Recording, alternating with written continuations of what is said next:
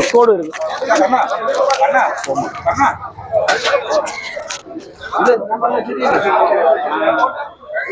ഇല്ല ഇല്ല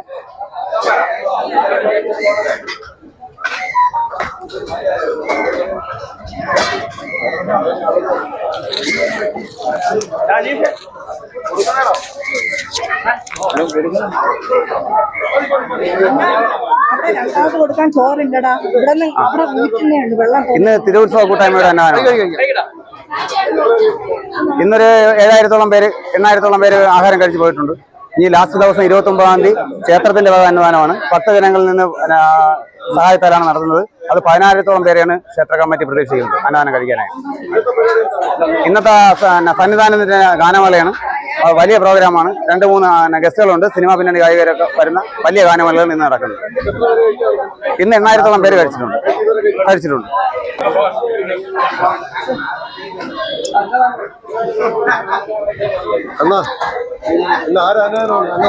ഇന്ന് നമ്മുടെ ഒരു തിരുവുത്സവം കൂട്ടായ്മ എന്ന് പറയുന്ന 45 പേര് ഉള്ളൊരു കൂട്ടായ്മയാണ്. അപ്പൊ ഇന്ന് ക്ഷേത്രം തുറക്കുന്നത് തൊട്ട് അടയ്ക്കുന്നത് വരെ തിരുവുത്സവം കൂട്ടായ്മയുടെ പ്രോഗ്രാമാണ്. അതായത് പുഷ്പാലങ്കാരം, ഉച്ചയ്ക്കത്തെ അന്നദാനം, വൈകിട്ട് വിളക്ക്, ഒരു കൈകൊട്ടിക്കളി, പിന്നെ ലാസ്റ്റ് വലിയ സ്റ്റേജ് പരിപാടി. അതായത് സന്നിധാനത്തിന്റെ സ്റ്റേജ് പ്രോഗ്രാമാണ്. അത് കഴിഞ്ഞാൽ ഗാനമേള. ലാസ്റ്റ് ദിവസം ജനുവരി 29-ാം തീയതി ഭഗവാന്റെ തിരുനാളിന് ഒരു കെട്ടുകാഴ്ച, ഒരു ചെണ്ടമേളം, ഒരു നാസിക് ഡോള്, ഘോഷയാത്രയില്. ഇതെല്ലാം തിരുവുത്സവം കൂട്ടായ്മ എന്നുള്ള പേരിൽ നമ്മളൊരു 45 പേരുന്ന സുഹൃത്തുക്കളാണ്. അത് എല്ലാ വർഷവും, ഇതിപ്പോൾ 13ാമത്തെ വർഷമാണ് നമ്മൾ ചെയ്യുന്നത്. ഒരു മഹാ അന്നദാനം എന്ന് പറഞ്ഞു കേട്ടോ. എന്താണ് മഹാ അന്നദാനം എന്ന് വെച്ചാൽ ഇതിലിപ്പോൾ ഒരു 10,000-ന് പുറത്ത് ആൾക്കാർ നമ്മൾ ഇന്നത്തെ സ്ഥാനത്തിൽ പങ്കെടുക്കുന്നുണ്ട്. അത്രത്തോളം തിരക്കുമായിരുന്നു, അത്രത്തോളം പങ്കാളിത്തമുണ്ട്. ഒരു അന്നദാനം എന്ന് വെച്ചാൽ നമ്മളിപ്പം സമീപപ്രദേശത്ത് നിന്നിട്ട് അന്നദാനം ചിലപ്പോൾ നിങ്ങൾ തന്നെ കണ്ടു കാണത്തില്ല, അത്രത്തോളം തിരക്കായിരുന്നു. അതുപോലെ വരുന്ന ഭക്തജനങ്ങൾക്ക് വയറ് നിറച്ച ആഹാരം. ഇപ്പം തന്നെ നമ്മൾ 7-8 കൂട്ടം കറി തന്നെ ഉണ്ടായിരുന്നു. പിന്നെ അതുകൂടാതെ സാമ്പാർ, പുളിശ്ശേരി, പായസം, അത് മറ്റുള്ള കൂട്ടുകറികളെല്ലാം ഉണ്ടായിരുന്നു. പിന്നെ ഈ പാഴ്സൽ, അതായത് വീട്ടിൽ പാർക്കിലും വരാൻ സൗകര്യം ഉണ്ടെങ്കിൽ അവർക്കെല്ലാം കൊണ്ടുവരുന്ന പാത്രം നിറച്ചാണ് നമ്മൾ ആഹാരം കൊടുക്കുന്നത്. ആരെയും മാറ്റി നിർത്തുകയോ അല്ലെങ്കിൽ കൊടുക്കാതിരിക്കുകയോ ചെയ്തിട്ടില്ല. വരുന്ന എല്ലാവർക്കും വയറ് നിറച്ച ആഹാരവും അവർക്ക് കൊണ്ടുപോകണമെങ്കിൽ അതിനുള്ള സൗകര്യങ്ങളും ഞങ്ങൾ ചെയ്തു കൊടുക്കും. എത്രാമത്തെ ദിവസമാണ് ഇത്? 4ാമത്തെ ദിവസമാണ്. എത്ര ദിവസമുണ്ട്? ഇനി ബാക്കി 6 ദിവസമുണ്ട്.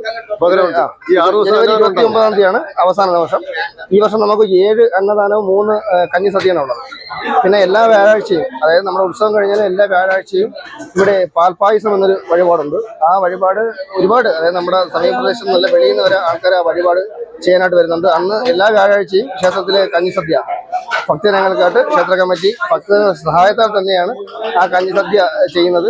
അത് എല്ലാ ഭക്തജനങ്ങളുമാണ്. ഓരോ ദിവസവും ഒരു വ്യാഴാഴ്ച ഓരോ ഭക്തജനങ്ങൾ അവരെ വഴിപാടായിട്ട് ഭഗവാൻ സമർപ്പിക്കുന്നതാണ്. അത് എല്ലാ വ്യാഴാഴ്ചയും നമ്മളെന്താണ് പാൽപ്പായസത്തിന് വരുന്ന ഭക്തജനങ്ങൾ വിശന്നിരിക്കേണ്ട എന്ന് കരുതിയിട്ട് അവർക്ക് വേണ്ട കുടിവെള്ളവും കഞ്ഞിസദ്യയും എല്ലാ വ്യാഴാഴ്ചയും, ഒരു വർഷത്തിലുള്ള എല്ലാ വ്യാഴാഴ്ചയും നമ്മൾ ചെയ്യാറുണ്ട്. അതുപോലെ ഇപ്പം നമ്മുടെ ഉത്സവമായിട്ട് തന്നെ ഈ 29-ാം തീയതി ഭഗവാന്റെ തിരുനാളിൽ ഈ അന്നദാനം എന്ന് പറയുന്നത് ക്ഷേത്ര കമ്മിറ്റിയാണ്. അത് ഭക്തജന സഹായത്താലാണ്. നല്ലൊരു പങ്കാളിത്തമാണ് ഭക്തജനങ്ങളുടെ സഹായത്താലും ഉണ്ടായിരിക്കുന്നത്. അത് ഒരുപാട് നല്ല രീതിക്ക് ഭക്തജനങ്ങളെല്ലാം തന്നെ സഹായിക്കും. അത് ജാതിമത ഭേദമന്യാണ്. നമ്മുടെ ഈ 45 പേരിൽ തന്നെ ജാതിയോ മതമോ നമ്മുടെ ക്ഷേത്രത്തിൽ തന്നെ അങ്ങനെ ഒരു സംഭവം ഇല്ല. നമ്മുടെ ക്ഷേത്രത്തിലോ നമ്മുടെ നാടിലോ അങ്ങനെ ജാതിയോ മതമോ അങ്ങനെ നല്ല കാര്യം. നമ്മുടെ ഇപ്പം നിങ്ങൾക്കറിയാം, ഉദ്ഘാടനത്തിനുള്ള സമ്മേളനത്തിന് തന്നെ നമ്മുടെ ഇതിന് ഉദ്ഘാടനത്തിനായിട്ട് എത്തിയതെന്ന് വെച്ചാൽ നമ്മുടെ അടുത്തുള്ള ക്രിസ്ത്യൻ പള്ളിയിലെ ഫാദർ ഉണ്ടായിരുന്നു. അടുത്ത് നമ്മുടെ മുസ്ലിം പള്ളിയുടെ നമ്മുടെ അറബിക് കോളേജിലെ അധ്യാപകനുണ്ടായിരുന്നു. അങ്ങനെ ജാതിമത ഭേദമന്യേ എല്ലാ ജനപങ്കാളിത്തത്തോട് ജാതിമത ഭേദം എല്ലാവരും കൂടെ ചേർന്നാണ് ഈ ഉത്സവം എല്ലാ വർഷവും വലിയൊരു വിജയമാക്കി തീർക്കുന്നത്. ഈ വർഷവും അങ്ങനെ തന്നെയാണ്. എല്ലാവരുടെയും നല്ലൊരു പങ്കാളിത്തം തന്നെ ഉണ്ട്. ഇന്ന് എത്ര പേര് കഴിച്ചാണ് ഉദ്ദേശം? ഇന്നൊരു അതായത് ഇപ്പൊ ഈ 11ാമത്തെ ചാക്കിന്റെ അച്ചാറാണ് പോയിക്കൊണ്ടിരിക്കുന്നത്. 10 ചാക്ക് കഴിഞ്ഞ് 3000 പേര് കഴിച്ചു. 3000 അല്ല, അതിൽ പുറത്ത് പോയി കാണുമെന്നാണ് പറയുന്നത്. കാര്യം നമ്മുടെ ഈ പാചകം ചെയ്യുന്നവർ തന്നെ ഇങ്ങനെ അന്നദാനത്തിന് പാചകം ചെയ്തില്ലെന്നാണ് അവർ പറയുന്നത്. അവര് നമ്മുടെ കല്യാണത്തിനാണെങ്കിൽ ഇവിടെ ഈ നമ്മൾ ഈ കൊടുക്കുന്നതിന്റെ 5 ഇരട്ടി ആളിന് കൊടുക്കാന്നാണ് അവർ നമ്മുടെ അടുത്ത് പറയുന്നത്. എന്നാൽ പോലും അവർ എന്താവശ്യപ്പെട്ടാലും സ്പോട്ടിൽ നമ്മൾ എത്തിച്ചു കൊടുക്കും. നമ്മൾ പറയുന്ന ഒറ്റ കാര്യമുള്ളൂ, നിങ്ങൾക്ക് ഒരു ബുദ്ധിമുട്ടുണ്ടാക്കി തരത്തില്ല. നമ്മൾ വരുന്നവർക്ക് ആരും ഒരു നേരത്തെ ആഹാരം കഴിക്കാതെ പോകരുത്. സാധാരണ എല്ലാ വർഷവും വൈകുന്നേരവും നമുക്ക് ഇത് ബാലൻസ് വന്ന് വൈകുന്നേരം നമുക്ക് ഈ ആഹാരം ചോറും സാമ്പാറും എല്ലാം കൊടുക്കാൻ പറ്റുന്നുണ്ട്. അത് ഈ വർഷവും എന്തായാലും പറ്റുമെന്നാണ് വിശ്വാസം.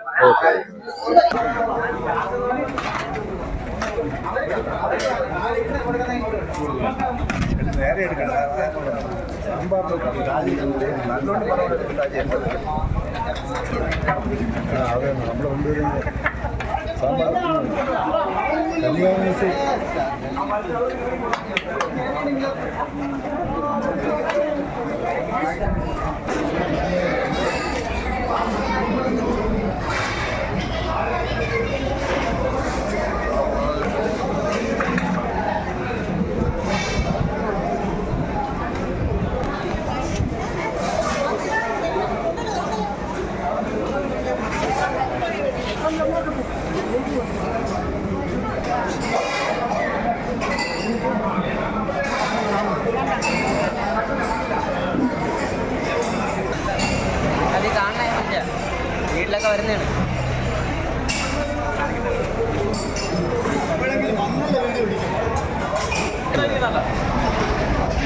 ചിന്ത